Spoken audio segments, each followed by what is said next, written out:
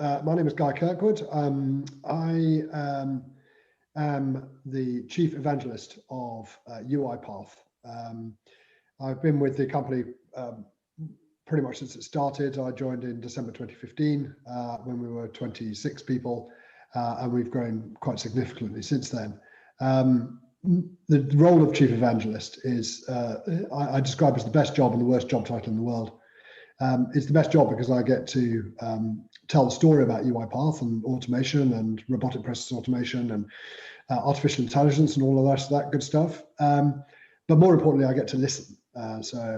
Talking to people who are au fait and ahead of the market, like Michael, is something that's very important to us, because I can then feed that back into our organization, into our product team, sales and marketing, and so on and so forth. The bad thing about the job title is that I have an inordinate number of people on LinkedIn who get in touch and say that they're so pleased that Jesus has entered my life, and I have to explain I'm not really that type of evangelist. But it's great to be with you, Michael. Thanks very much for inviting me. My name is Michael Baxter. I'm the editor-in-chief of Techopian. Guy, it's great to speak to you. Let's get straight into the questions. Guy, why do you think the 2020s could be like the 1920s? Appetite and function of COVID, I think, are two of the things that are driving that. Appetite, we see everything that's going on in the world with regards to a new development of technology, of organizations, transnational organizations, and indeed individual companies, the FANGs of the world, effectively, that have huge resources behind them.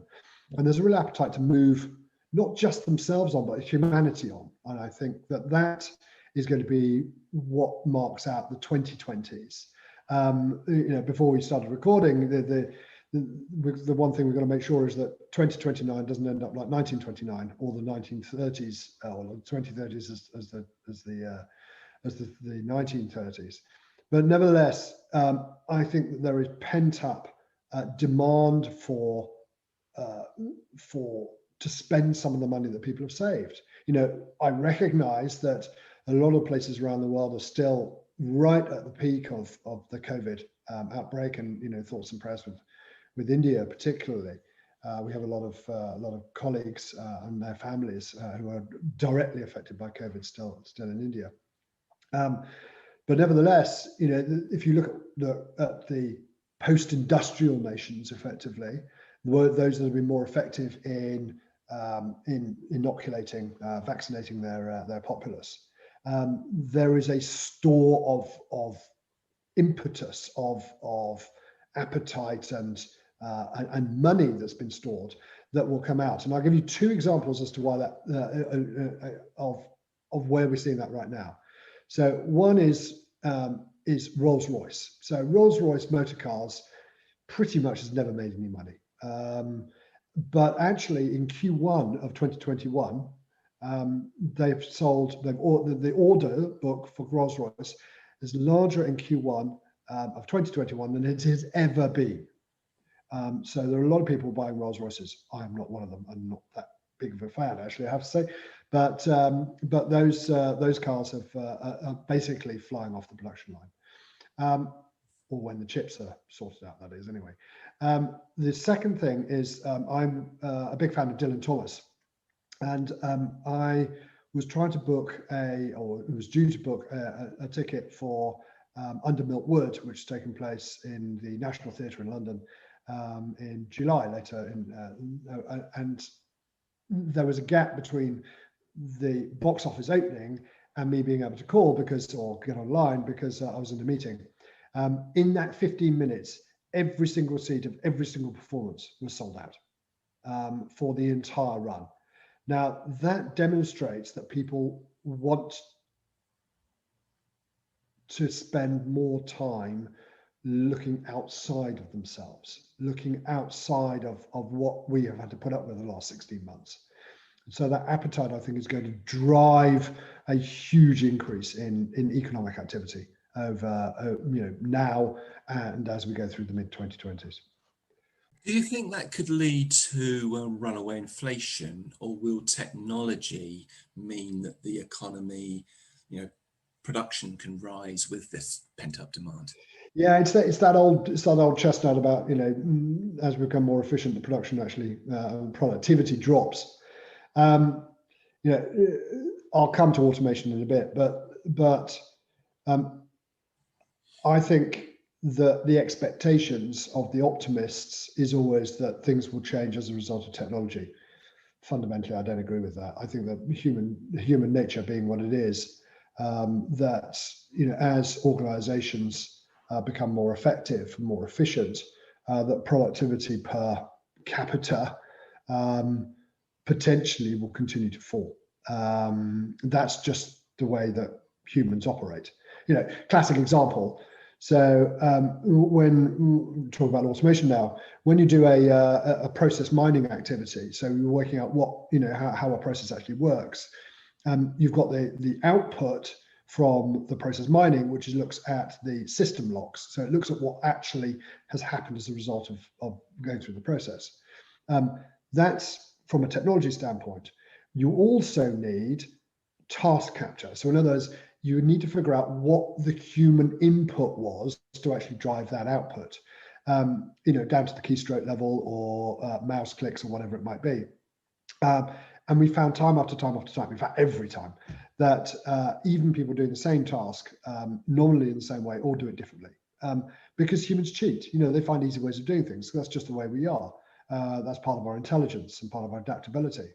And so, expanding it out to the broader economy, I think that technology is a facilitator of efficiency. It is not a facilitator of productivity. So how has the automation market changed over the last 5 years? Wow. That's a question. Massively and not at all. Let me explain that. So automation of all types has been around for decades. In fact, physical automation has been around for thousands of years. Pulleys and levers have been around since ancient Greek times. Automation in terms of replicating or emulating is probably the right word. What humans do in an office environment has only been around really since about the mid-2000s. Robotic process automation, which for those people that don't know has nothing to do with robots or physical robots anyway. Although, when we first started, we did get questions as to how do you stop the robots pressing the screen too hard. We just have to explain it's not really that type of robot. So robotic process automation was actually invented in 2002 by Blue Prism, which is one of our competitors based in the UK. And the name RPA was invented by Pat Geary, who was the CMO of Chief Marketing Officer of Blue Prism, and by an analyst called Phil Furst. They came up with the acronym of RPA. But really, the market didn't really start to take off until about 2016, early 2016, 2017, I suppose. And what's happened since then is that organizations have realized that if they can remove the what we term as the boring, mundane, repetitive, mind-numbing activity of moving information through and between systems, which is what we humans tend to do in the office, then it provides a lot of benefit to the company. What we didn't realize, and this is really the change that's happened over the last 5 years, is that the value of automation isn't anything to do with the technology, isn't anything to do with the value to the business. The value of automation is the value of the individual human worker. Our chief exec and co-founder, Daniel Dinez, uses the word joy. Now, who the hell uses the word joy when they're talking about work? But if you remove all of the repetitive activity that you need to do your job, opening spreadsheets and pulling information from different applications and logging into multiple things and opening documents and reading what's in them and shuffling that stuff across, which, to be frank, is what a lot of people's work is. If you remove that, then it allows you to do the more strategic, more human work. And one of the things that I've been talking with Craig Leclerc about, of Forrester, we can talk about him in a bit, is about how work is changing so it becomes much more human-centric. He describes it as basically there are certain personas, and I think there are about 12, but he's reduced that down to 3 buckets in his new book.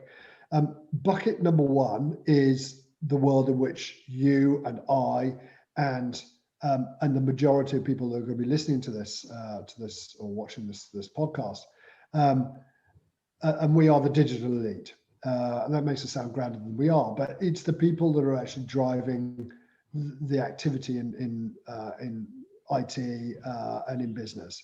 So we are the digital elite. The second group are the what he was describing, the squeeze middle for British politicians means something different, but the squeeze middle are those people who do their jobs on a day-to-day basis, and they feel under pressure, and they're working in offices. We talked a bit about the industrial revolutions. It's the people that work in the office that aren't part of the management, aren't part of that moving business forward, but they're just the worker bees basically.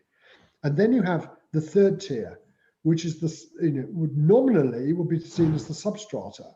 This is the jobs of working with your hands. That could be working in healthcare. It could be working in farming, whatever it might be.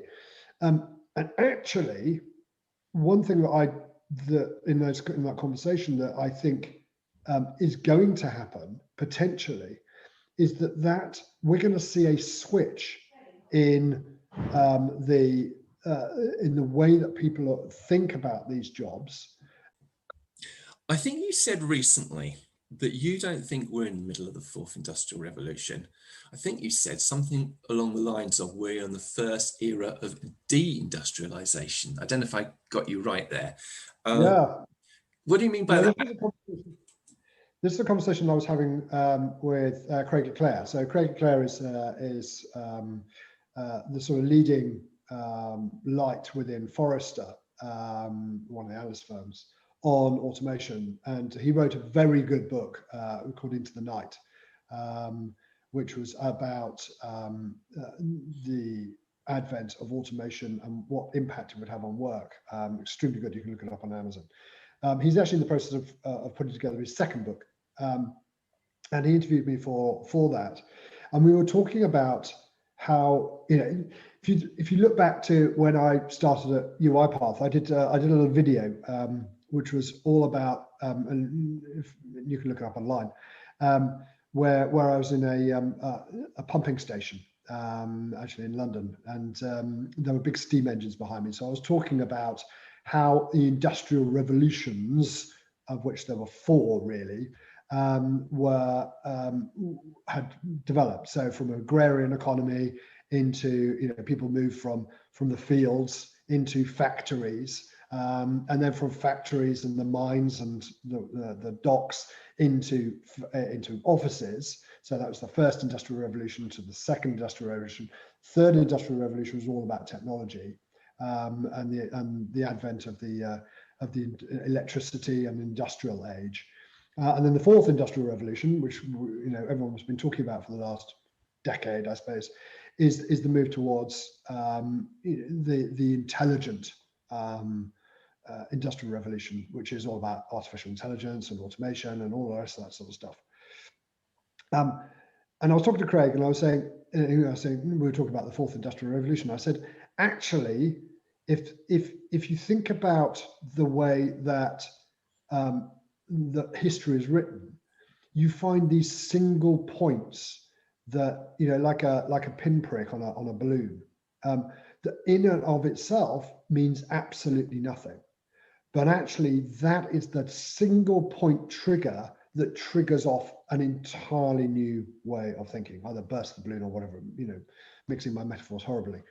So for the first industrial revolution, that was the invention of the spinning jenny, because that was the first time that a machine was created that did the work of multiple people, multiple men in this case, actually.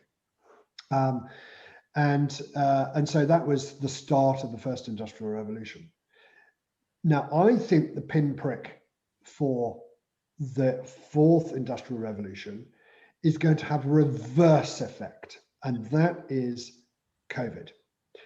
Because COVID isn't a disease, but a movement, I believe. I think it's actually going to trigger a move from the offices. So we move from the fields to the factories to the offices. And I think in a lot of cases, people are going to move back out of the offices. They're going to move back to a more balanced life.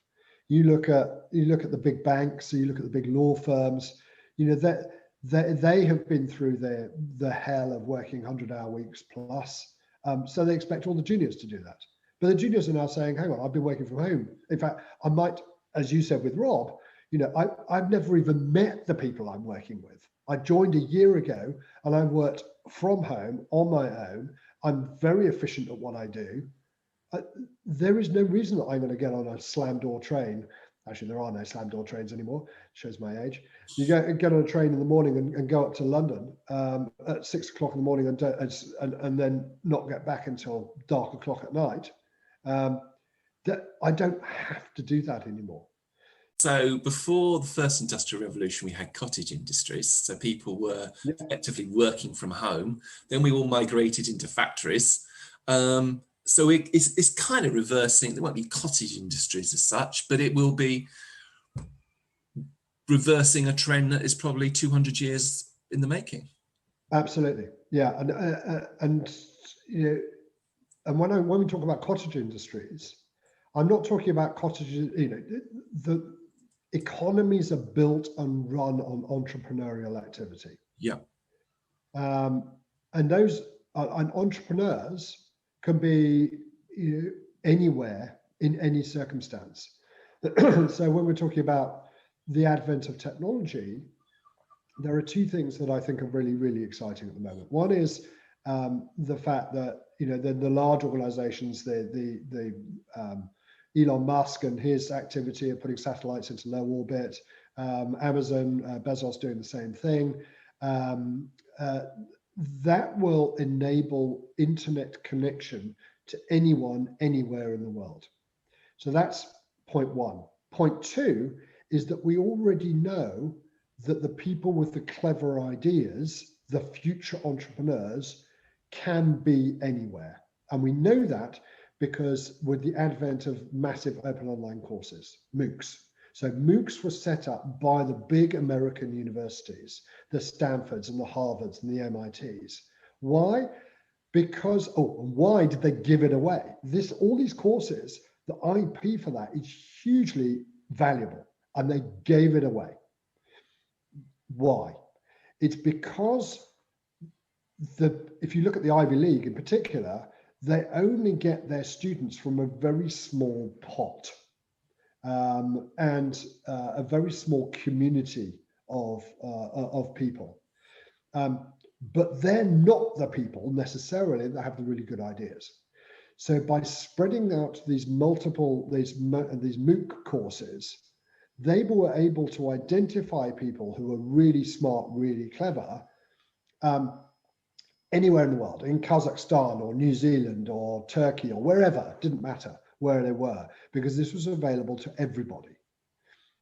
What they were doing was identifying the smartest people, and they would then bring those smart people to be educated for free by those big universities, because the big universities don't make their money by educating people anymore.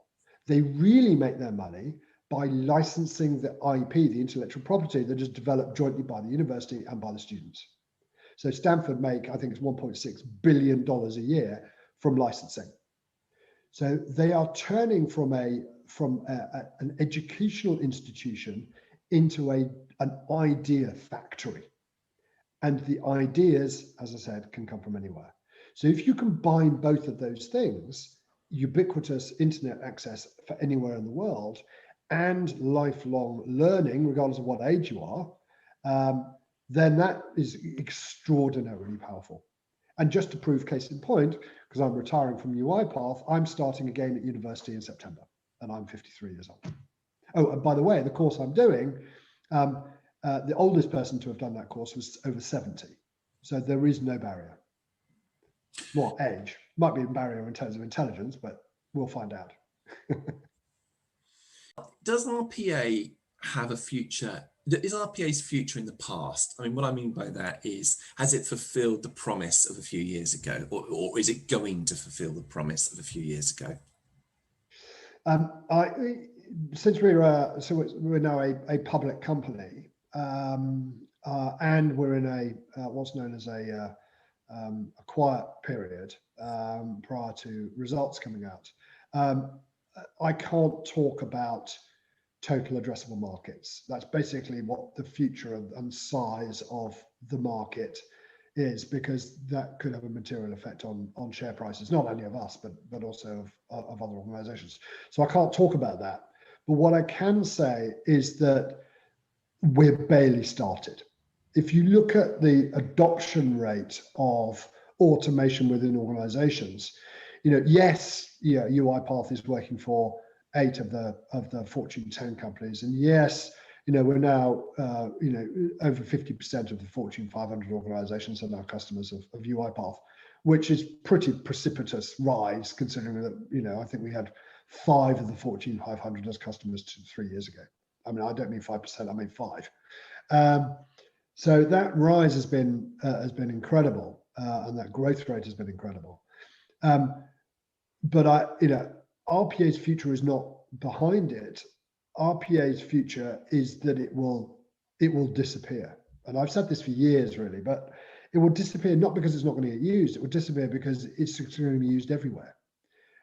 It will be just the standard way that organizations run themselves. And the evidence of that really comes not from those large organizations that are using us today, but it's the small companies, the startups, the entrepreneurial activity, and the work that we're doing with venture capital and private equity organizations, whereby organizations' founders are seeing that they can scale up their businesses much faster by using automation than they can by hiring a whole load of people, and by creating new processes from scratch that are automated. That's where the real benefit. So the old dinosaurs like me, as we move out of the market, it's the new entrepreneurial activity that will drive economies, and that from the start I think was going to be automated. So that I think is going to be what we'll see over the next 10, 15, 20 years. So I suppose if you look at the history of innovation, par for the course, as it were, has been that innovation destroys jobs, but it creates jobs. Yes. It seems to, as a general rule of thumb, it seems to create better paid jobs than the ones that were destroyed. So what's it going to be like this time? Is automation, RPA, is it going to be like that, or are we going to suddenly have a jobs problem in a few years' time? It would be naive in the extreme, and in fact dishonest, to say that jobs are not going to get affected or not being affected by automation. Of course they are. But you're right, Michael. If you look at the history of innovation, the Luddites were terrified about losing their jobs, which is why they went in and broke up the frames. Jethro Tull, although I'm a big fan of the band, that wasn't how I knew about Jethro Tull. Jethro Tull with the unionized activities around farm workers for threshing machines. All of that activity, they were frightened about losing their jobs, and they did lose their jobs as a result. But those people that were did the threshing by hand and were doing the the weaving by hand, then moved into the factories that did it, and they were able to produce massively more. And in, if you think about, we're in the UK, if you think about the British Empire was created by those machines. It was created by the world wanting the goods that was produced by this small island off the coast of Europe. Now expand that out to the rest of the world. As organizations and as business becomes more efficient, I'm not saying more productive, but as it becomes more efficient, then jobs will undoubtedly change. There are, there are jobs now being advertised on LinkedIn. In fact, robotic wrangler or robotic, manager is now the second highest job requirement in LinkedIn after AI specialist. Now, 4 or 5 years ago, that job wouldn't even exist. And that's just the start. If you think about RPA being just a tool, and there are numerous other tools that organizations and individuals can use, then there's going to be new and better jobs, as you said, for people to do.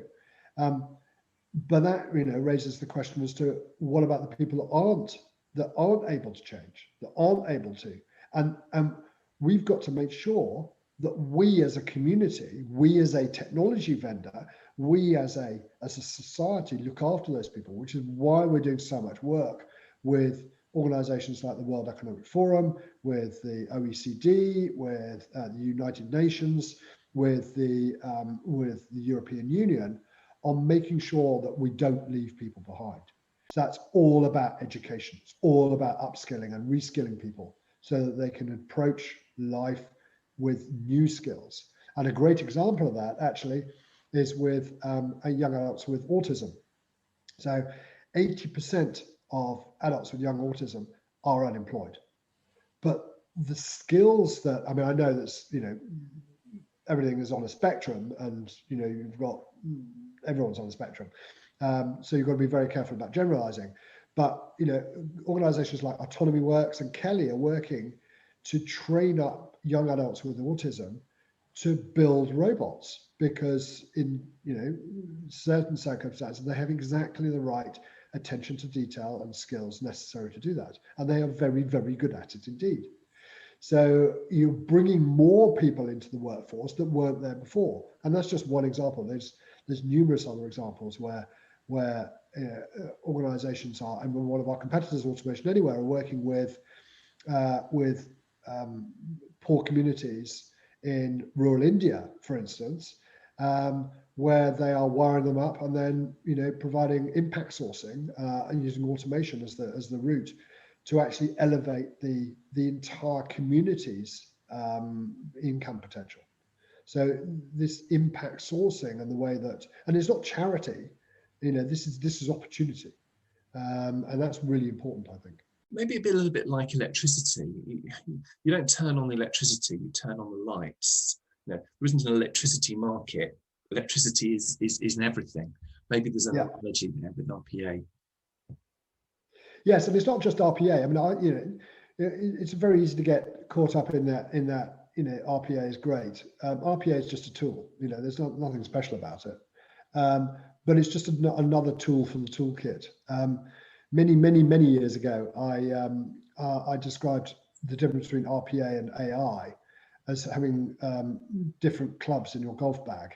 So if the idea is for that process to be more efficient, you can think of it like standing on the tee of the golf course with your clubs, and AI, you can think of AI as the nuanced activities that you require, that is a putter once you get onto the green, but you still got to get to the green. Yes, you can get from the tee to the green using a putter, but it's a very inefficient way of doing it. What you need is a bloody great driver, number one wood, to get it off the tee and down the fairway as far as you possibly can, and then you need the irons to get over the bunkers and onto the green.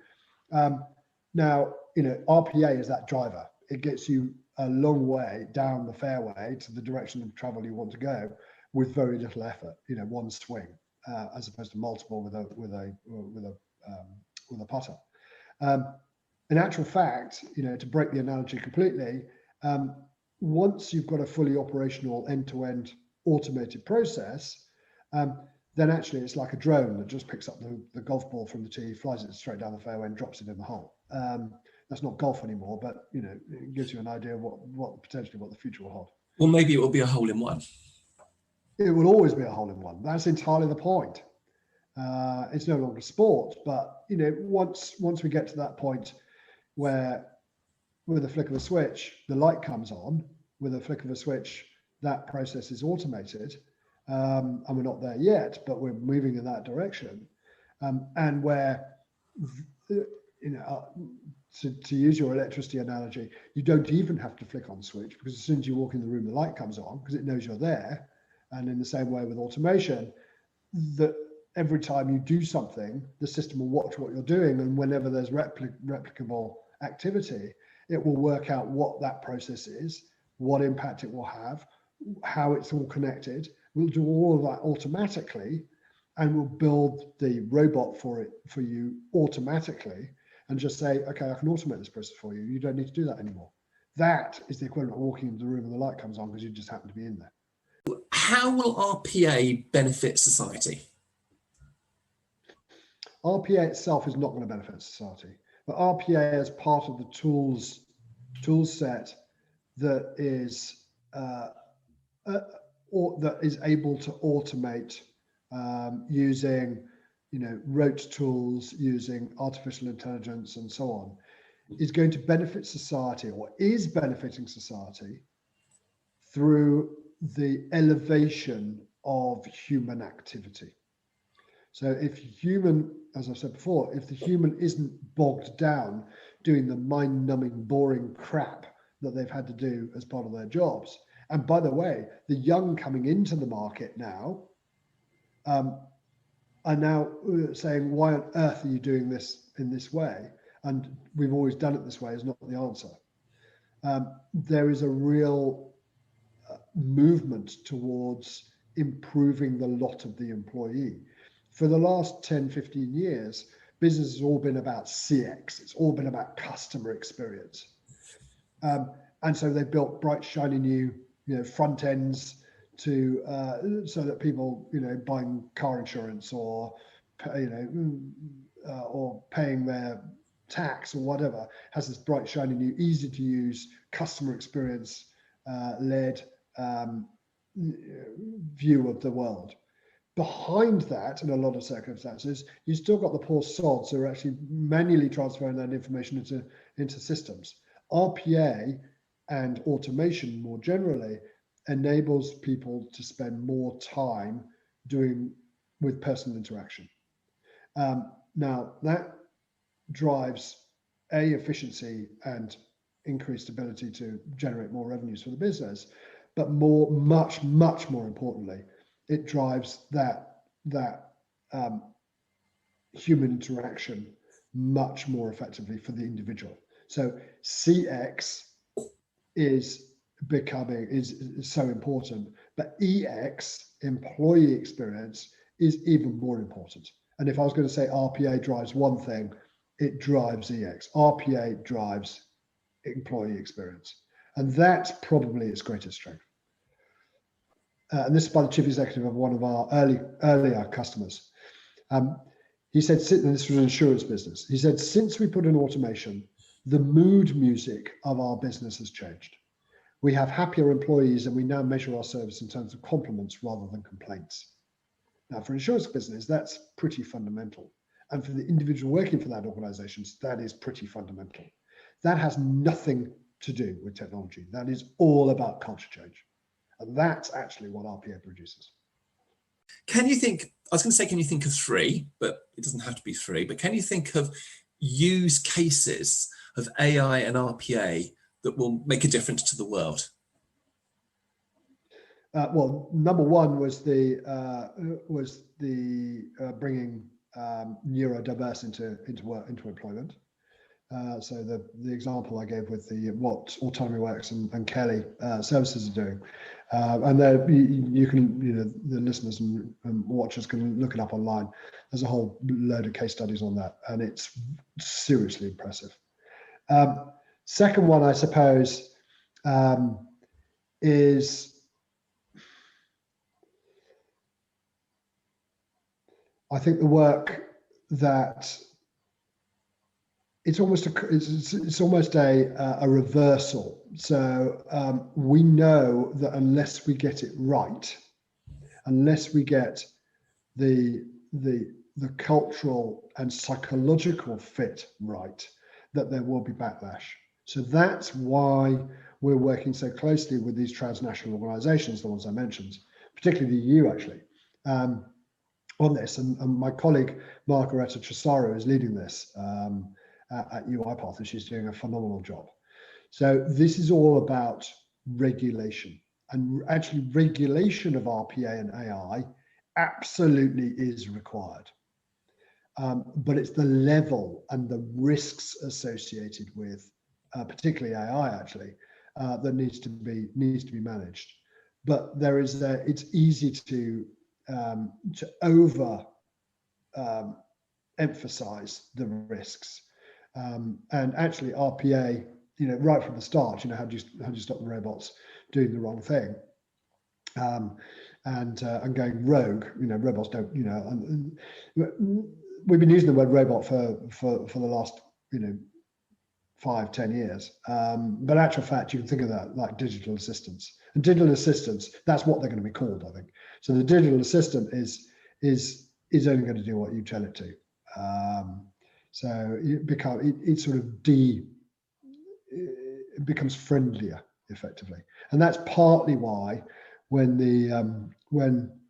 we put together our branding for UiPath, they are friendly, cuddly, soft, squishy robots. It's not big, scary, Terminator type stuff, and that was entirely deliberate. And actually, our brand agency is Ogilvy, and they did a phenomenal job.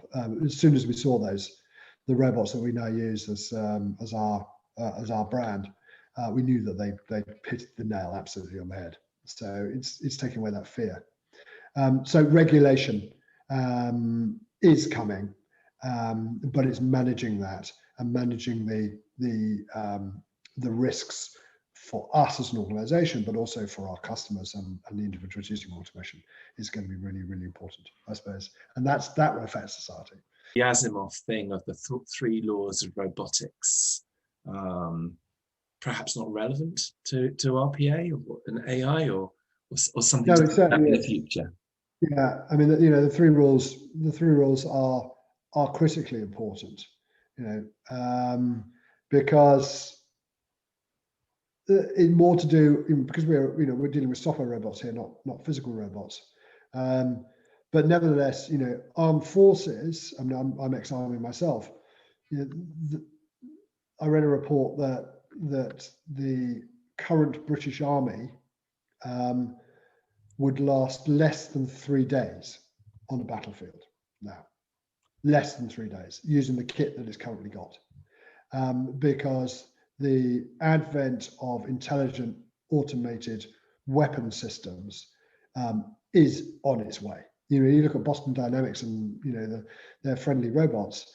Those friendly robots can get very unfriendly very quickly, and so in terms of war fighting, then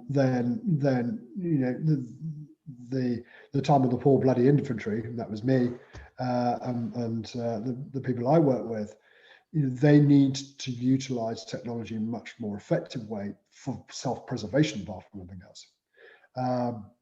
But the three laws in terms of software robots, in terms of business, is equally important, because it's also about psychological as opposed to physical safety.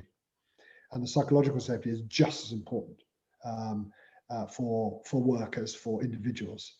And we'll increasingly see automation move into, as we have done with the physical robots, like the Roomba hoovers that go around, and I read a lovely story about how the cats of a particular family just think that the Roomba is just a phenomenally stupid cat, and they don't see any difference. So it just becomes invisible after a while. And I think that as automation, AI becomes a standard, or it already is. When we started talking, Siri launched itself because it thought I was looking for a telephone number. It's listening all the time, and AI becomes part of our everyday lives and becomes ubiquitous. Then it will cease to become scary, or just be the way that we operate as the human race. Okay, great. Well, while you were talking, I Googled what the 3 laws of robotics were, and just okay. So the rule 1 is first do no harm. Rule 2 is, if I remember it, do what you're told, and the third by the human. And the third rule, as I remember it, is self-preservation, is providing you don't break the first 2 rules. Was that it? Exactly right. The only difference is the second rule they do what they're told, unless it means breaking the first rule. Yeah. What about data? Are there dangers in data? I'm thinking racist data, misogynistic data, and can RPA play a role there? Maybe it can't, but do you have any thoughts about that? RPA not, because RPA is all to do with the process, hence the name. Robotic process automation is all about processing.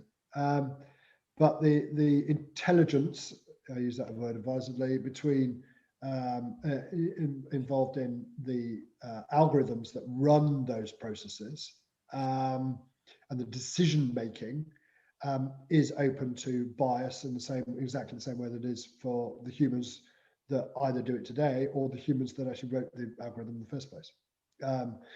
So ensuring that those biases are not built into the system, which we have, quite a lot of examples where it has gone wrong, is something that needs to be watched very, very carefully.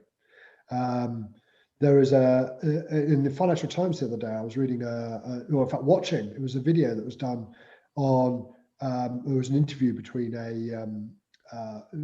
effectively he doesn't say who he is, but part of the government, interviewing a lady barrister after the COVID crisis is finished. And she has actually gone out during lockdown to meet someone, and she became a typhoid Mary. Became a patient 0 in that case, and then there was a breakout or an outbreak around her. And the technology that was discussed in that video, although it was fictional, it was written as a script and dramatized, the technology behind it already exists. And the interlinking between government departments and our watches and phones and things that track us and CCTV and all the rest of it is already here. And in fact, if you look at the Chinese economy and Chinese society, they're gamifying that.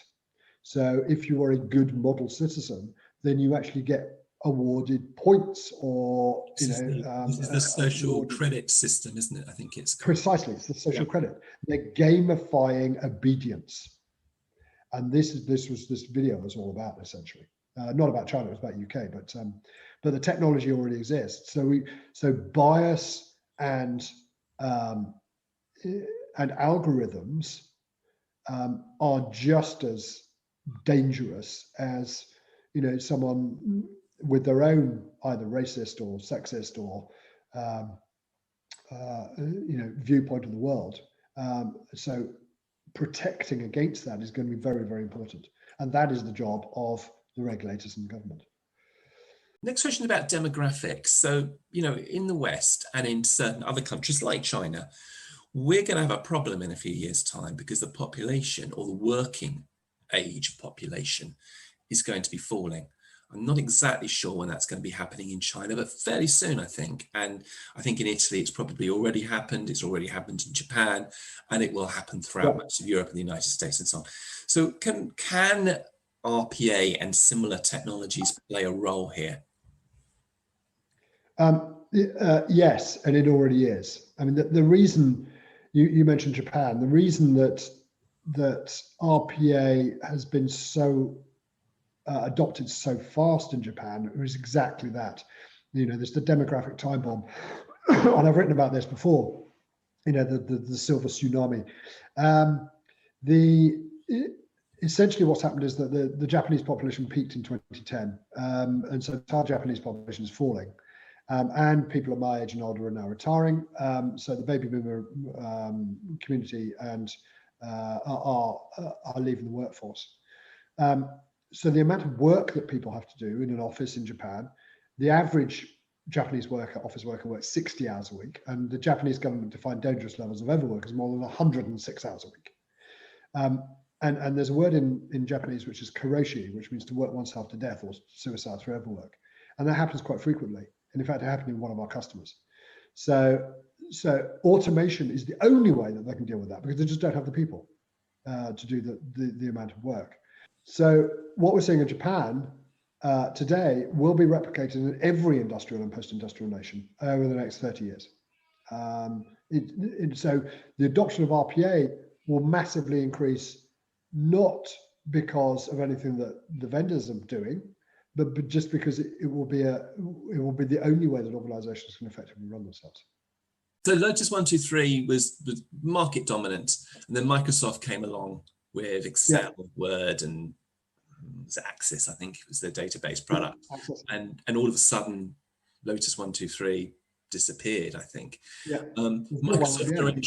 Microsoft are entering the RPA market. Yes, they are in the RPA market. They are in the RPA market. Is there a parallel there with are the existing RPA companies like Lotus 1-2-3, do you think? Yeah, in fact, I was talking to a colleague about this last night, and Microsoft, the exact phrase I used was Microsoft is a beast, but it's not a very focused beast. So Microsoft comes up with ideas that are really good for individuals, companies to use. There are Microsoft first. They will look at Power Automate, which is their product, because it's free. Now it's only free for connecting applications that are in the Microsoft world, in their ecosystem. If you want to connect Salesforce with SAP, you have to actually pay a license to use Power Automate. But for moving information between Access and Excel and Outlook and all the rest of it, it's really good. But Microsoft is a master of co-opetition. There's a great Paul Mattentone for you. So they compete with organizations, but they also partner with them. And because most of UiPath's cloud customers are operating on Azure, and Microsoft is making, frankly, a huge amount of money from running UiPath on Azure cloud platforms for customers, much more than the revenues they're making from Power Automate. So although they want to enter the market because they see the thing which I can't talk about, which is the TAM, the total addressable market, and the opportunities. And by the way, I think that Salesforce and Amazon and Google are going to join them with acquisitions in that space, in the RPA space. The revenues that they generated in 2020, this is Gartner data, was less than $17 million. And if they give it away, as a loss leader, let's try and encourage people to use it, then that revenue is not going to go up. So Microsoft is very good at generating revenue. So if it wanted to move into the market, we are taking them extraordinarily seriously. If they were going to compete with us like for like, but at the moment we're not seeing that. But without a shadow of a doubt, probably the organisation that we're keeping our eye on most closely. Okay, and then the last question is about Guy Kirkwood. So you're moving on to pastures new. What does the future hold for Guy? Well, you couldn't be more right. So when you say pastures new, so I have done. I was interviewed by a journalist who said, "Take me through your career," and I laughed at them and said, "I haven't had a career. I've had a collection of jobs." And those collection of jobs, by the way, is software company at university in computer-based training, then into publishing, worked for a magazine publisher, then into the army. I was serving the Scots Guards for 4 years, which was a great time. Then into recruitment, into headhunting, and I set up my own business then into consulting, then into outsourcing, where I spent 20 years doing business process outsourcing for various companies, and then into automation. So it's only in the last 6 years that I've been in automation.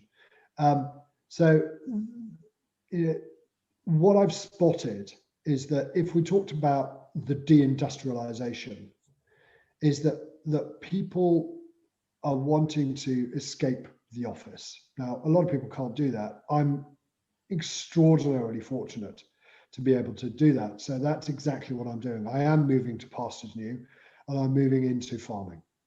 So I'm retiring from UiPath at the end of the month. In fact, other than internally, you're the first people to know this. And the analysts all know, because that's what I deal with on a daily basis. So I'm going to Harper Adams to do the Rural Estate and Land Management course over a couple of years. That's a master's. And then I'm going to go into farming with my daughter, because my daughter's doing a BSc in agriculture at Plymouth University, actually at Duchy College, just the other side of the Tamar in Cornwall. And we're going to go into farming together. So we're going to do mixed and diversified farming operation.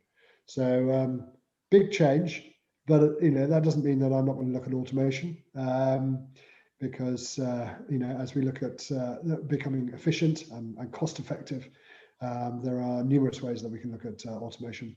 And in fact, there's a great company that I'm talking to called the Small Robot Company, who are producing agricultural robots for agricultural arable farming, which I'm looking at the moment. So I'm not necessarily sure that anyone that has been following me on LinkedIn for all these years is going to be interested in farming, but I'll keep my LinkedIn profile updated, so anyone that's interested can follow me on that.